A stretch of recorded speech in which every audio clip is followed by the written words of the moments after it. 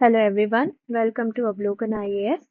So we are back with another video of the Code Toppers Answer Writing Initiative और आज हम लेंगे एक मिला जुला क्वेश्चन इन्वायरमेंट प्लस एग्रीकल्चर के साथ। ओके,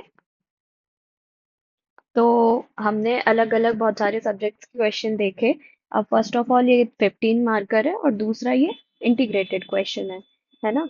और लेजिस्लेटिव स्टैंडिंग भी इसमें आ रहा है, तो काफी अच्छा क्वेश्चन है। That will make you understand कि कैसे इन तीन सब्जेक्ट्स को इंटीग्रेट कर सकते हैं हम इन वन आंसर। ओके, तो moving on to the question. While climate change is responsible for crop failures, the agriculture sector itself is partly responsible for extreme weather event. ठीक है? Then discuss what strategy has been adopted under National Agriculture Disaster Management and to strengthen the resilience of farming community in India.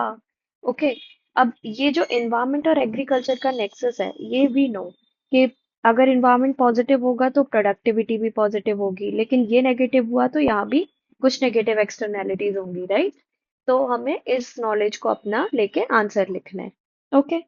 Climate change is driving various extreme weather events, IPCC report, and India is seventh most vulnerable to these climate extremes. ये क्या आ गया हमारा fact based plus current based introduction. ठीक है, fact डाल दिया कि extreme weather event आ रहे हैं और क्या seventh most vulnerable to the climate extremes, IPCC की रिपोर्ट डाल दी। ओके, अब आपको जब भी ये सोर्सेज डालने हैं ध्यान रखना है कि जो ऑफिशियल सोर्सेज हैं वही डालना है। ऐसा नहीं कि according to Indian Express, according to the Hindu, ये नहीं डालना है। जो गवर्नमेंट या ऑफिशियल लेजिस्लेटिव रिपोर्ट्स है ना, आपको सिर्फ वही डालनी है। Okay, moving on to the first part of the main content.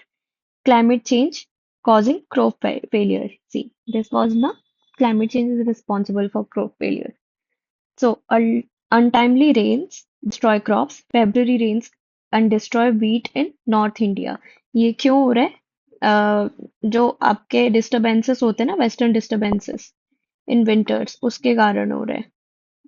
ठीक है, extreme thunder storm, hello storm होगी तो क्या वीट आपकी वैसे ही डिस्ट्रॉय हो जाएगी, राइट? फिर drought due to heat dome as in March impact rabi crop. Then locust attack in 2020 due to general global warming. Monsoon variability due to अब ये कहाँ से आए थे? पाकिस्तान साइड से आए थे, राइट? ग्लोबल वार्मिंग का इफेक्ट कितना एक्सटेंसिव है in South Asia, this shows that. Monsoon variability due to stronger El Nino as in 2010 and 23 reduced 18% sugarcane output in India. How fact-based एग्जा and current based answer is there. जो आपके examples होंगे ना mostly वो current से ही आएंगे। You need to take care of that, इसलिए मैं कहती हूँ न्यूज़पेपर का इंपॉर्टेंस बहुत ज्यादा है। छोटी छोटी जो हेडलाइंस है ना वो you can use directly as example.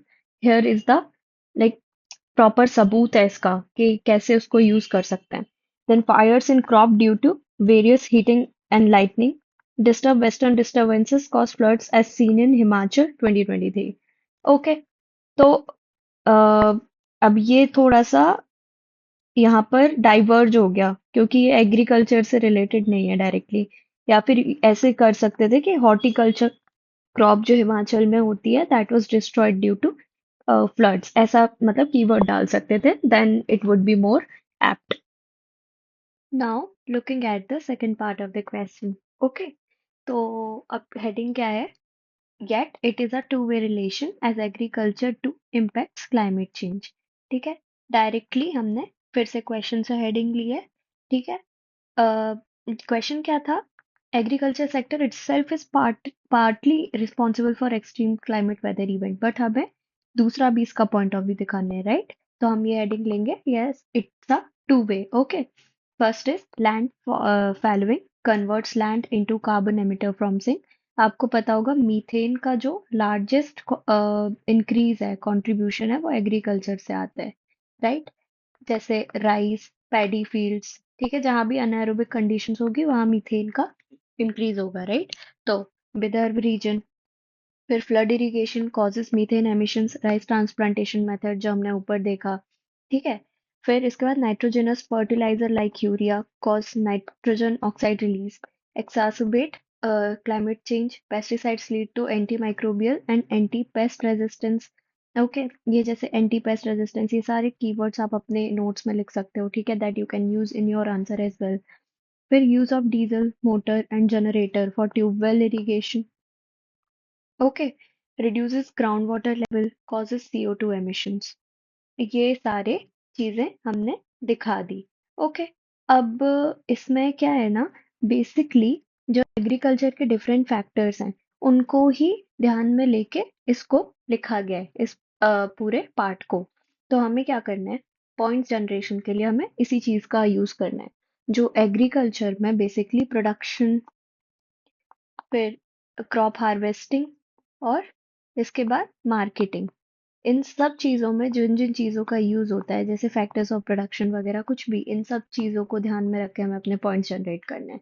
ठीक है, इससे आप पॉइंट स्पेसिफिक भी रहोगे and you will be more like towards your the demand of the question. Okay, तो इन सब चीज़ों का ध्यान रखना है. जैसे लैंड टिलिंग यहाँ पे हो गया, ओके, यहाँ पे इरिगेशन हो गया, यहाँ पे फर्टिलाइजर हो गया, ये पेस्टिसाइड्स के बारे में हो गया, और ये फिर न्यू टेक्नोलॉजीज के बारे में हो गया. ठीक है, ये हो गया. अब इसके बाद क्या पूछा है, NADMP के फीचर्स पूछे हैं, ठीक है, national agriculture disaster management plan. तो अब फीचर्स नहीं, आपको बताना है कि ये कैसे हेल्प करेगा. अब इसमें एक इनोवेशन हम कर सकते थे कि इसके फीचर्स डाल सकते थे, ठीक है, एडिशन में बेसिकली 3-4 पॉइंट्स डाल सकते थे हम इसके फीचर्स में. ठीक है, ये हमारी तरफ से एक्स्ट्रा मतलब इनोवेटिव पार्ट हो जाता. ठीक है, 0.5 से आधा मार्क नहीं मिलेगा आपको इसके लिए, बट हमें करना ही वही है. हमें हर आंसर में 1 मार्क, 0.5 मार्क, 1 मार्क, 0.5 मार्क, ऐसे करके ही अपने मार्क्स बढ़ाने हैं. तभी जाके आप compete कर पाओगे जो लोग टॉप रैंक पे आते हैं, राइट. तो now moving on to the third part. In this slide, National Agriculture Disaster Management Plan can help. Okay, फिर से heading जो है directly from the question. ज्यादा इधर सोचना नहीं है, जो क्वेश्चन में उसको लिख देना है चुपचाप से. Until and unless you have some extraordinary thing to write that is in line with the demand of the question. Okay. Creating resilience among farming connect community due to better information. ठीक है, information symmetry, ऐसा keyword हम यहाँ पर use कर सकते हैं. इसके बाद, या फिर information as an input, information as a tool, information as a resource, ऐसे कीवर्ड्स हम यूज कर सकते हैं. Create capability via mock drills and alternative farming techniques. Okay, अब ऑल्टरनेटिव फार्मिंग टेक्निक्स में क्या क्या आएगा, ट्रेडिशनल मेथड्स आएंगे. ट्रेडिशनल मेथड्स क्या है, जैसे हमारी प्राकृतिक किसान पद्धति, ठीक है, ये आ सकता है. अब ये चीज क्या है, सस्टेनेबल है ना, लॉन्ग टर्म के लिए एफिशिएंट है. फिर रिसोर्स पर डिपेंडेंट नहीं है ना, लेस रिसोर्स मोर आउटपुट. ठीक है, ये हम कर सकते हैं. इसके बाद जैसे ये है SRI technique for rice. Okay, अब ऐसे फिर से मैं बोल रही हूँ कि ट्राई करो फुल फॉर्म लिखने का, क्योंकि सबको नहीं पता होता. ये एक टेक्निक होती है जिससे कि जो राइस ऑलरेडी उसका बीज रेडी है उसको शायद प्लाव करते हैं, ऐसा कुछ है. I am not also very sure. ठीक है, तो वही प्रॉब्लम होती है, the examiner doesn't know everything, you have to explain that you know and make him know as well.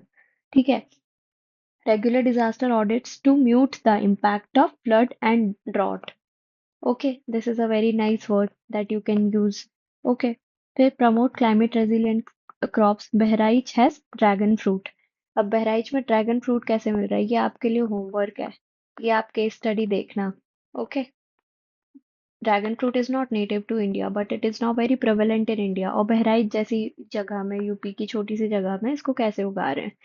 ठीक है, have mobile vans for quick support, save lives and crops via providing water in drought and gypsum in minor floods.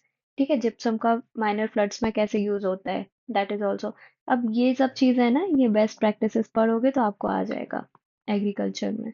ठीक है, या best practices क्या है, ये तो basically management plan है ना, डिजास्टर मैनेजमेंट प्लान. ये थोड़ा सा टफ पार्ट है क्योंकि ये स्टैटिक है. स्टैटिक इन द सेंस भले करंट अफेयर में प्रिवेलेंट होगा, बट इसमें जो पॉइंट्स है ना वो स्पेसिफिक ही आपको याद करने पड़ेंगे, मन से नहीं लिख सकते आप.